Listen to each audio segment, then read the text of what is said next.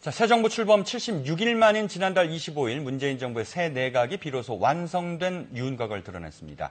아직 중소벤처기업부 장관이 공석이고 김영주 고용노동부 장관 후보자의 청문회가 남아있지만 사실상 본격적인 문재인 정부 시대가 열린 셈입니다. 네, 여야 의원들과 함께 문재인 정부 첫 내각 구성을 진단해 보겠습니다. 삼선위원회 민병두 더불어민주당 의원, 또 재선인 주광덕 자유한국당 의원 나오셨습니다. 어서 오세요. 안녕하세요. 네, 안녕하세요. 안녕하세요. 네. 저희 정치인들 출연하시면 30초씩 자기소개하는 시간을 드리는데요. 먼저 민 의원부터 부탁드립니다. 예, 서울 강북의 발원지였고 또 새로운 강북의 중심지로 떠오르고 있는 동대문구의 국회의원 민병두입니다. 우리 동대문구에 저와 경쟁을 했던 홍준표 의원하고 저하고는 철학과 생각이 완전히 다릅니다. 오늘 정부가 부동산 정책을 발표했는데 저는 적어도 그 나라에서 태어난 젊은이들이 돈을 열심히 벌어서 10년, 15년이 지나면 주택을 하나씩은 마련할 수 있어야 한다고 생각합니다. 그렇지 않다면 그렇게 할 수 없다고 한다면 그것은 죄악이라고 생각합니다. 그리고 가불관계를 시정해서 공정한 경제 체제를 만들어야 한다고 생각하는 국회의원입니다. 네, 다음은 주연. 네, 다산 정여경 선생님의 사상과 정기가 서려 있는 남양주 병지역구의 주광덕 국회의원입니다. 민본 사상을 중심으로 한 위민 정치를 제가 정치하는 이유로 삼고 있고 실천하려고 노력하고 있습니다. 국민들이 진정으로 기대하고 바라는 국회의원 어떤 사람일까? 대한민국 야당 국회의원의 모범 답안이 되고자 열심히 발로 뛰고 있는 주광덕입니다. 네. 네. 자, 말씀 잘 들었습니다.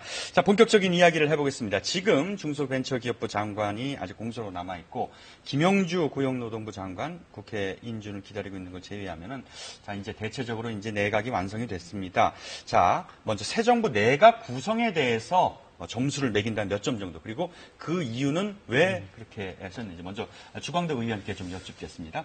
그래서 노무현 정부 때 정무수석을 했던 그 유인태 전 국회의원께서 아마 도종환 장관 이후에 지명됐던 장관들의 그 점수는 시약점이라는 표현을 하셨어요. 네. 저는 개인적으로 문재인 대통령께서 후보 시절 국회에 오셔서도 대국민 약속을 할 때 이번 정부, 새로 태어나는 정부에서는 고위공직자가 되려면 5대 비리에 해당되지 않아야 된다.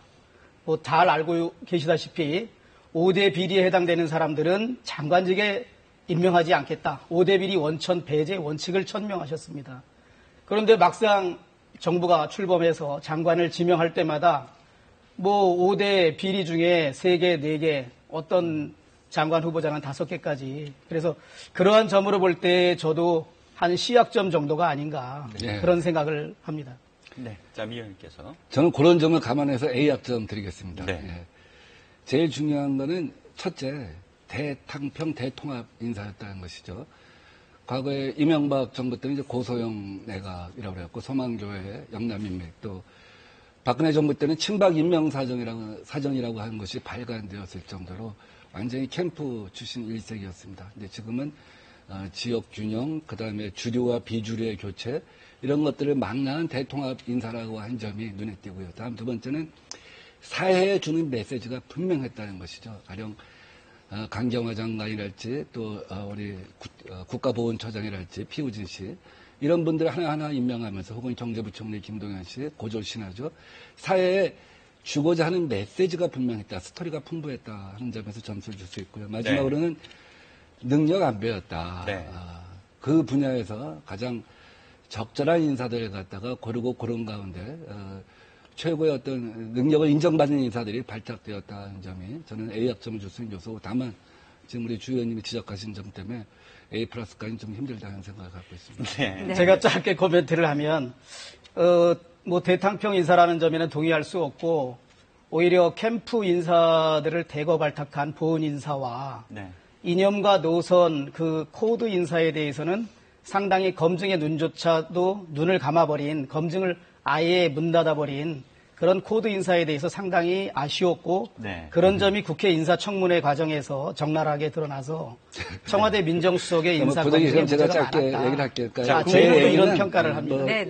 이따 또 이제 토론할 시간이 있겠지만 예. 짧게만 말씀드리면 대체로 우리나라 주요 언론의 어떤 칼럼이나 사설 이런 걸 통해서 나온 평가에 제가 기초해서 말씀드린 거라고만 정리하겠습니다. 네, 알겠습니다. 자, 그 부분 차후에 또 한번 짚어보도록 하겠습니다. 자, 네. 이번에는 세대가 인선의 면면을 한번 좀 살펴보겠습니다. 저희가 그래픽을 좀 준비했는데요. 편의상 저렇게 이제 국회의원 출신, 학계 시민단체 출신 좀 나눠봤습니다. 그리고 김상곤 장관 같은 경우는 교육감 출신이고요. 김영주 장관 후보자는 아직 후보자 신분이라서 저희가 따로 빼놨습니다. 자, 저렇게 지금 인사들을 좀 나눠볼 수가 있는데, 자, 학계 시민단체 출신 장관이 많습니다. 자, 어떤 장점과 단점을 보고 계시는지 먼저 민 의원님부터 먼저 설명을 해주시죠. 그 주류의 변화죠. 생각의 변화죠. 기존 보수 정권 10년 동안 기득권 체제에 안주했던 관료 사회를 갖다 흔들어 깨우는 지점이 있는 겁니다.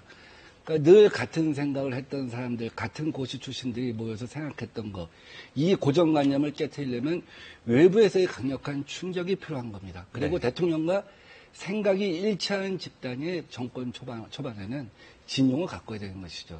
근데 여기서 생길 수 있는 문제점은 전문성이랄지 혹은 하던 정책에 대한 검증의 어떤 문제가 있을 수가 있다는 것입니다. 그래서 네. 차관급 인사는 거의 100% 관료 출신을 채운 겁니다. 그래서 두 가지를 배합을 잘해서 개혁성, 대통령과 어떤 생각의 일체성을 전면에 내세우고 전문성을 보완한 가장 이상적인 배합이었다 이렇게 평가할 수 있겠습니다. 네, 주 의원께서는 어떻게 보십니까? 저는 이제 여성을 많이 발탁한 점에 대해서는 제가 상당히 긍정적인 점수를 줍니다. 네. 이제 다만 그 시민단체나 우리 학자 출신의 이 장관들을 많이 임명한 것은 일종의 좀 뭐 권위주의를 배척하고 좀 유연한 사고, 뭐 또 새로운 시도나 새로운 차관점을 갖는 데에 대해서는 긍정적인 면이 있을 수 있습니다. 네. 다만 이제 조직을 운영해 본 경험이 전혀 없는 분들 입장에서는 이 조직 운영의 원리를 잘 모르고 특히 조직 그 자체에 대한 이해가 부족할 수 있습니다. 그래서 그런 점이 염려되고 그럼으로써 인해서 이제 장관들이 인사권을 가지고 있는데 그 인사권이 실질적으로 그 조직의 구성원 누구누구에 대해서 알아야 제대로 된 인사를 하는데 그렇지 못하고 또 정책을 추진하는 데 있어서도 여러 가지 추진력이 떨어질 수 있다. 조직 장악력이 떨어지기 때문에 그러한 약점으로 인해서 의욕보다는 실질적으로 성과를 내기에는 조금 아쉬운 결과를 나올 수 있다. 그러나 뭐 기대를 해봐야죠. 그분들이 열심히 해서 대한민국의 커다란 진전, 발전이 일어날 수 있게 하기를 기대는 합니다. 네. 네. 새 정부 초대 내각 여성 장관이 이제 6명이 되는 거예요. 김영주 고용노동부 장관 후보자까지 임명이 되면 네. 주광덕 의원께서는 이 부분에 대해서 굉장히 긍정적으로 평가를 하신다고 말씀을 네. 하셨어요.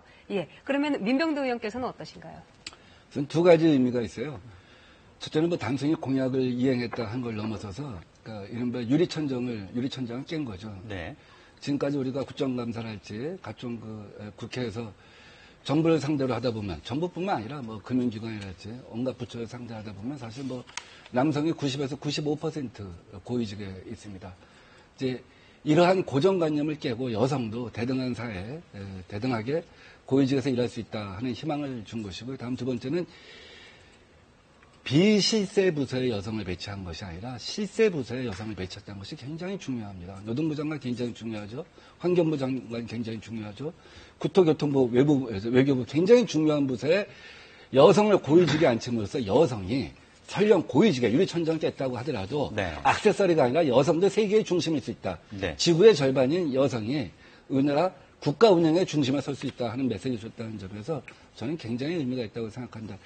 그리고 아까 관료들이 아닌 시민사회 인사를 너무 많이 등용하면 그것이 전문성의 문제가 있을 수 있다고 하는데 딱 한 가지만.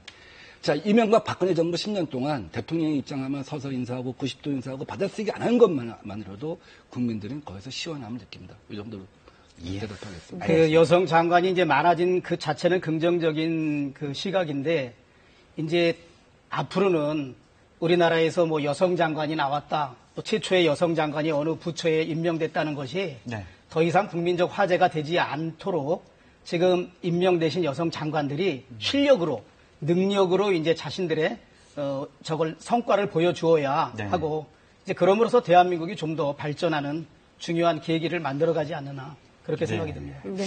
자, 이렇게 새 내각이 꾸려지기까지 76일이란 시간이 걸렸습니다. 저희가 좀 영상을 좀 준비를 해봤습니다. 바로 인사청문회를 요약한 부분인데요. 이 내용 보시고 또 이야기 나눠보겠습니다.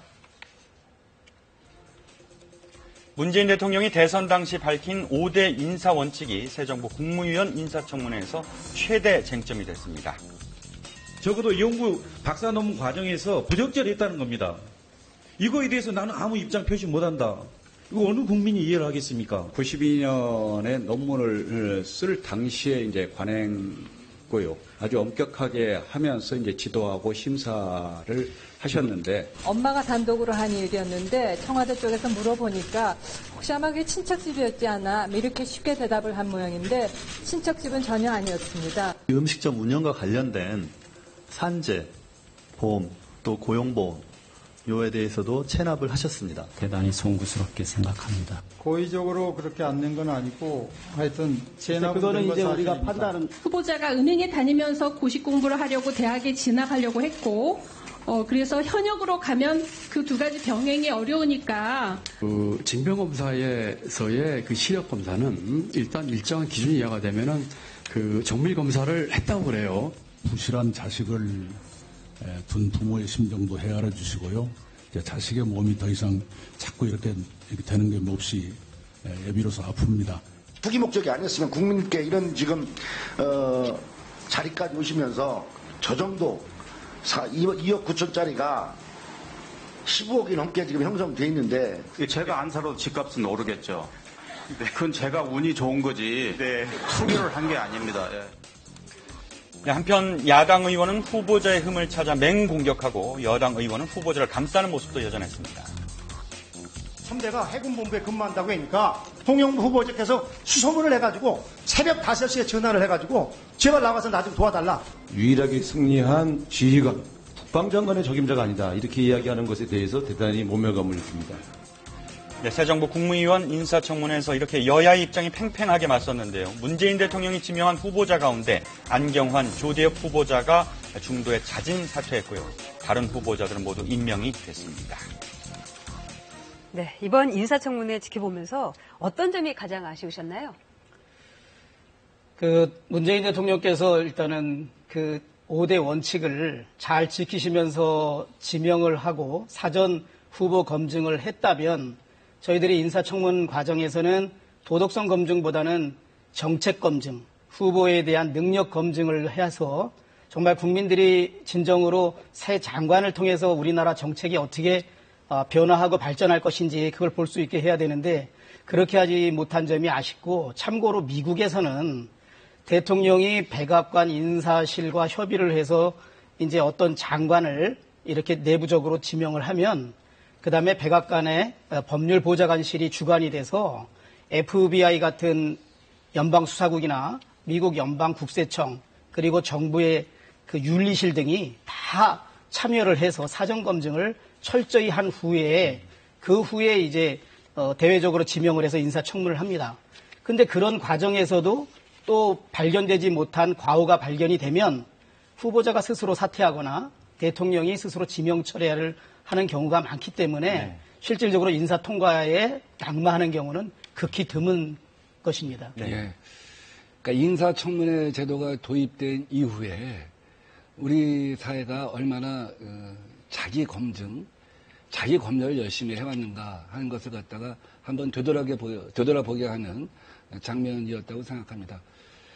사실 2004년 인사청문회 제도가 도입된 이후에는 누구라도 고위공직자가 되고자 하는 사람은 적어도 논문 표절이랄지 위장전입이랄지 세금 탈루랄지 이런 것들은 없어져야 한다고 생각을 하고 있습니다. 근데 우리가 인사청문회를 함에 있어서 미국도 마찬가지입니다만은 해당 부서에 일할 만한 자격이 있는가 또 해당 부서에서 일할 때 어떤 하자가 있는가 갖다 그 연관성을 자주 살핍니다. 가령 법무부 장관 같은 경우는 법을 위반한 일이 있어서는 안 되겠죠. 그래서 불법 이민자를 갖다 유무로 썼다든지 하면 결정적인 사유가 됩니다. 가령 교육부 총리가 논문 표절했다든지 이러면 안 되겠죠. 국세청장 후보가 세금을 탈루했다고 하면 안 되겠죠. 그래서 앞으로 우리가 인사청문회를 할 때는 직무의 연관성, 또 하자의 고의성, 심각성 이런 것들을 갖다 잘 살펴가면서 스스로 자기 검열에서 내가 여기 부족하다고 생각하면 스스로 자기가 사양할 줄도 알아야 될 것이고 또 청와대에서 검증을 할 때 우리가 성직자를 갖다 뽑는 것은 아니니까 결국 능력을 갖다 보면서 하자가 없는 네. 두 가지 기준을 배합해야 되는 것이기 때문에 그 지위에 맞는 도덕적인 어떤 그 완벽성을 갖고 있는가, 네. 연관성을 잘 살펴서 인사를 해야 한다는 생각을 갖고 있습니다. 네. 그래서 이제 인사청문회 과정에서 좀 논란이 됐습니다. 마침 두 분이 나오셨기 때문에 저희가 좀 질문을 드려보겠는데, 안경환 법무부 장관 후보자가 몰래 혼인신고한 판결문이 공개됐습니다. 주광덕 의원께서 공개를 하셨고, 예, 예. 이 문제에 대해서 민 의원께서 36년 전에 판결문을 갖다가 어떻게 구하기는지 경위를 문제 삼으셨습니다. 지금 현재 아직도 정확한 결론은 내지지 않았는데 양쪽 두 분이 일단 그 입장에 대해서는 전부 여전히 똑같이 갖고 계신 거죠. 저는 제가 그 1981년도에 항림 사건으로 복역을 한 바가 있습니다. 나중에 사법부가 5년 전에 과거의 잘못에 대해서 크게 반성한다 하고 재심해서 무죄를 선언한 바가 있습니다. 그런데 네. 그 당시에 그 판결문을 구할 때도 우리가 재심 청구를 하기 위해서 판결문을 구할 때도 굉장히 힘들었습니다. 국가기록원에 다 이관되어 있기 때문에 줄 수가 없다는 것이었죠. 그래서 우선 과거사 진상조사위원회에서 나온 판결을 근거로 해서 네. 변호사를 선임해서 이러이러한 이유로 우리가 당사자임에도 불구하고 판결문을 갖다가 구하는데 몇 년이 걸렸습니다. 그래서 저는 주광덕 의원님은 어떠한 과정을 거쳐서 어떻게 그것을 공개했는지 모르지만 특히 또 언론에 네. 그것이 어떻게 흘러갔는지 모르지만 사실 미국에서는 상상할 수가 없는 일이거든요. 네. 국회의원이 언론에 직접적으로 그런 자료를 건넨다고 하는 것은 저는 도저히 이해가 안 갑니다. 주 의원께서 네, 먼저 민병두 의원께서 말씀하신 거에 전제에 하자가 있는 게 네. 대한민국 법원에서 내린 판결문은 국가기록원에 이관되지 않습니다. 대법원 서버에 그 PDF 파일로 다 보관하고 있습니다. 네. 그렇기 때문에 저희가 청와대의 인사청문 요청안의 부속 서류에 보면 안경환 후보자의 생년월일과 그 해당 혼인무효 심판이 내린 법원과 날짜와 상대 원피고가 다 나와 있어서 네. 그것을 국회 의정자료 전산 시스템에 의해서 대법원에 요청을 한 것입니다. 서면으로.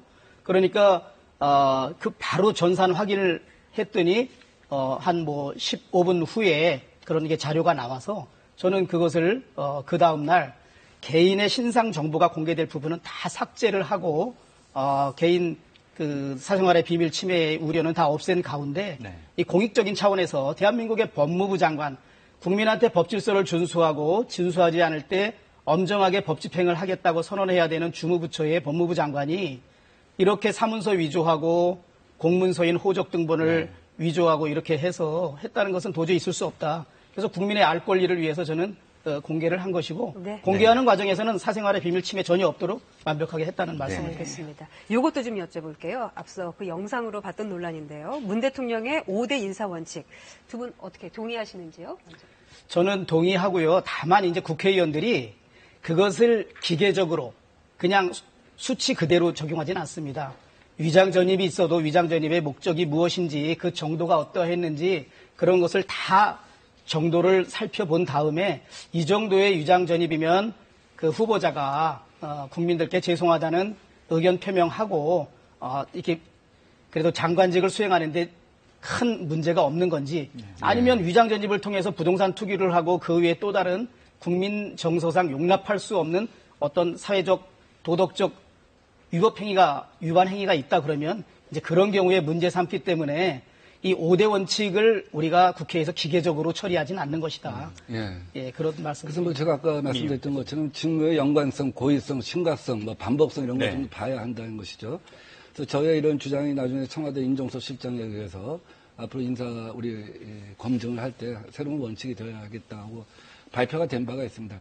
미국 같은 경우는 브루킹스 연구소에서 나온 책자에 보면 청문회에서 살아남는 법이라는 책이 있습니다. 그래서 미국은 인사 검증 과정을 어떻게 하는가를 보여주는데 우선 미국에서 백악관에서 인사 검증할 때 국세청이랄지 FBI에 한 500개 항 정도의 어떤 항목 검토 자료가 있습니다. 근데 우리와 다른 건 뭐냐면 우리도 청와대 그 비서관 행정관 임명할 때 되게 자기 검증을 하게 합니다. 체크를 쭉 하게 하는데 우리 같은 경우는 거짓 진술을 해도 처벌하지 않아요. 그렇기 때문에 청와대에서 당사자의 어떤 신의 성실만 믿는 겁니다. 네. 후보자가 열심히 진술해 줬을 것이다. 모자라고 보충되는 부분에 대해서는. 근데 미국 같으면 그 과정에서 허위 진술을 하면 처벌받게 돼 있습니다. 네. 저는 그러니까 짧게 그 검증 자체가 대통령께서 완벽해질 수가 있는 거죠. 네. 대통령께서 국민과의 대화 시간에 이 고위공직자 인사 5대 원칙에 대해서 한번 국민들께 한번 설명하고 이해를 구하는 과정이 필요하지 않나 그런 생각을 합니다. 네, 저희가 준비한 질문이 상당히 많았는데 말씀을 듣다 보니까 좀 길어졌습니다. 그래서 정리하는 질문 마지막으로 좀 하나만 드려보겠습니다. 자, 새 정부에 대한 여당의 바람 또 야당의 바람 있을 겁니다. 각각 한마디씩 좀 부탁드립니다. 먼저 민 의원님부터 말씀해 주시죠. 새 정부는 과거에 없던 실험을 하는 겁니다. 교과서에만 존재했던 것일 수 있는데요. 소득주도 성장이라고 하죠. 또 공정성장이라고 하죠. 기존의 재벌 위주의 성장에서 벗어나서 재벌은 세계시장에서 경쟁하라고 하는 것이고 중소기업, 중견기업, 서민들이 이제 골목에서 자기 나름대로 생업에 종사할 수 있고 편안하게 마음 편히 장사할 수 있게 할 뿐만 아니라 중견기업으로 성장할 수 있도록 구조를 바꾸는 겁니다. 그렇다고 한다면 야당은 지난 10년간의 보수정부 10년 동안의 경제 패러다임 이것으로 실패했다고 한다면 새 정부가 나아가는 방향에 대해서 적어도 1, 2년 동안은 지켜보고 지지해 주는 것이 마땅하다. 그것이 우리 새로운 나라를 갖다 만들어 나가는데 여야가 함께 할 수 있는 부분이 아닌가 하는 생각을 갖고 있습니다. 자, 의원님. 그렇게 할 수 있으면 참으로 좋으련만 저는 대한민국은 새 정부의 실험실이 아니라는 말씀을 먼저 드립니다. 네. 최근에 사드 배치 문제와 관련해서 자고 나면 또 얘기가 달라지고 또 신고리 원전 5, 6호기에 대해서 공론화위원회와 정부와의 그 서로 견해가 다르고 서로 책임 떠넘기기 하는 거. 그다음에 증세 문제와 관해서도 분명히 경제부총리가 그 전날 증세는 없다라고 얘기했는데 그 다음에 당과 청에서 증세 이슈를 이렇게 들고 나오는 정말 이렇게 서로 엇박자가 나고 스텝이 꼬이는 정말 이러한 주요 국가 정책에 대해서 좀 일관된 정책으로 좀 했으면 좋겠고 네. 무엇보다도 적폐청산 그거 좋습니다. 근데 적폐청산은 법치주의의 근거에서 해야 된다. 이 말씀을 꼭 드리고 싶습니다. 네. 자, 민병조 더불어민주당 의원, 주광덕 자유한국당 의원이었습니다. 두 분 말씀 고맙습니다. 네, 감사합니다.